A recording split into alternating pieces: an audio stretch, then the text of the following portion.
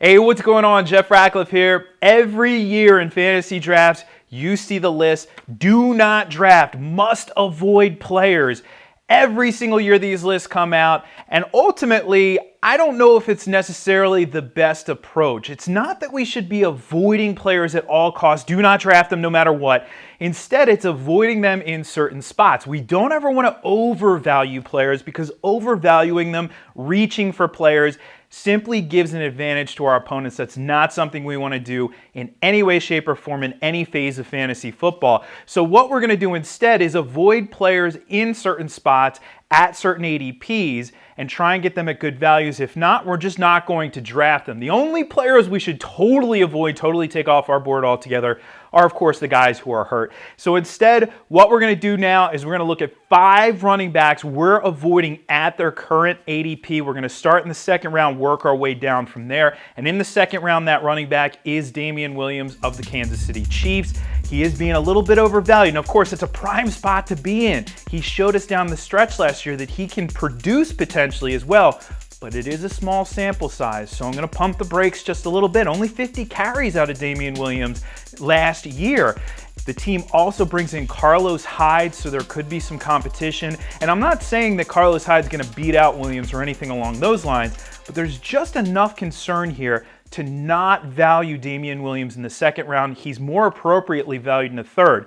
Draft him in the third if he's there, but in the second, you're going to want to avoid him. Let's go to the fourth round. How about Sony Michel, New England Patriots? We saw the rookie last year, or he was a rookie last year, go over 200 carries. He was their early down workhorse. Of course, he's not going to do much in the passing game with James White there, and it is a crowded house. This team actually drafted Damian Harris out of Alabama, who does a lot of similar things to Sony Michel. So that, plus the fact that Sony Michel's knee has caused him to miss significant time in the offseason, those are red flags, major alarm bells sounding here with Sony Michel. So I think we're going to avoid him in the fourth round. I'd be looking at him maybe more fifth or sixth round if he falls, but those concerns are enough to overvalue him there in the fourth round. We're going to avoid him there. How about the fifth round? Let's go to Kenyan Drake.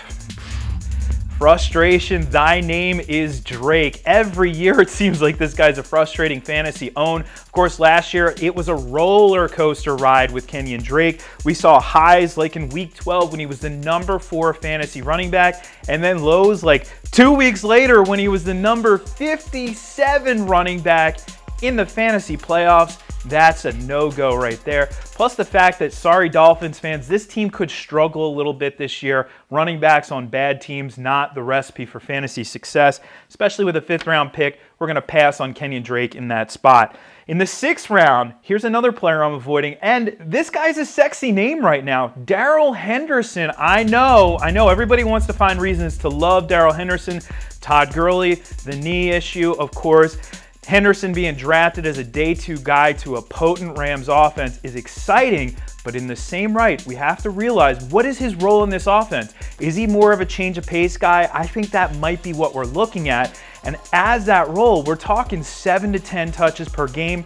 Yes, he has premium handcuff value to Gurley, but if Gurley doesn't get hurt, then that handcuff value, well, there's not much value in it on a week-to-week basis with Gurley on the field. So you're reaching in round 6. I think he's better valued in round 8, and he's probably going to go before then. So we're going to avoid him in round 6. Finally, let's go to round 7. Lamar Miller, sorry man, we're going to avoid you. Even in round 7, I'm still avoiding Lamar Miller, and I'll tell you a couple reasons why. I like fantasy upside in those middle rounds. So we're in round 7, 8, 9. I want to shoot for the moon.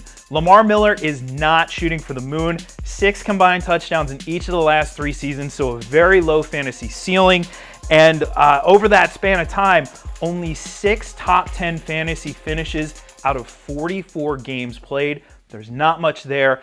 Deontay Foreman breathing down his neck as well. I don't think there's much juice with Lamar Miller. Even as a 7th round pick, we're still going to avoid him there.